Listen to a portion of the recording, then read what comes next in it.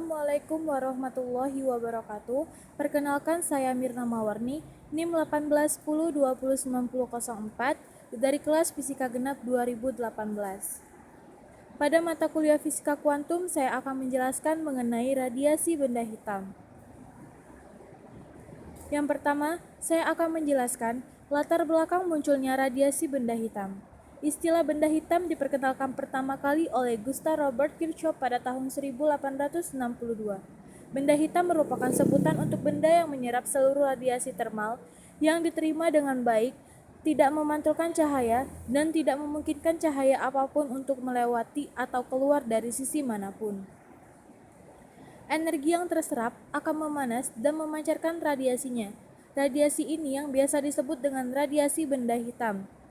Tidak ada benda yang benar-benar ideal sebagai benda hitam, tetapi ada beberapa benda yang berperilaku layaknya benda hitam.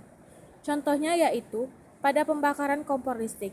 Ketika menaikkan suhu, kompor dari suhu rendah ke suhu tinggi dapat teramati bahwa kompor tersebut menghasilkan radiasi benda hitam dan terjadi perubahan dari hitam menjadi merah membara.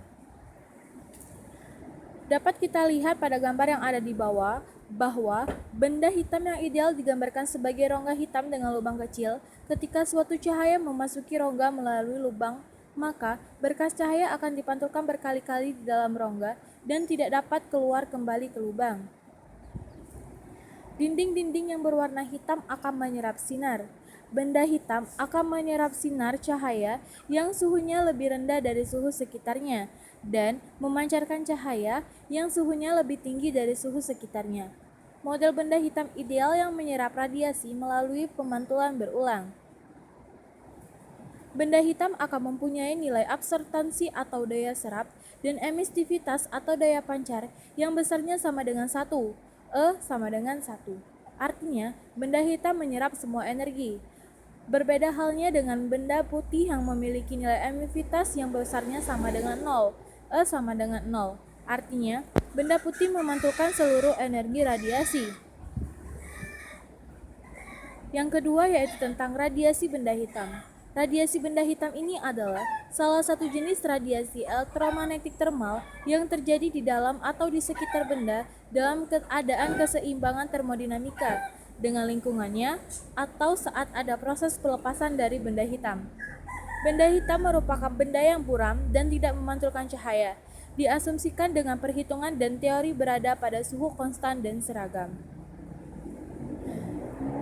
Fenomena radiasi benda hitam. Kegagalan fisika klasik bermula di akhir abad ke-19 ketika para ilmuwan tidak mampu menjelaskan fenomena radiasi benda hitam.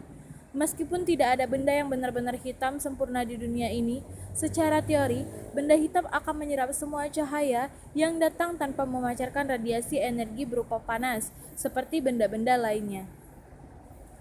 Namun faktanya, benda hitam tetap memancarkan radiasi energi dengan tingkatan atau intensitas yang berbeda.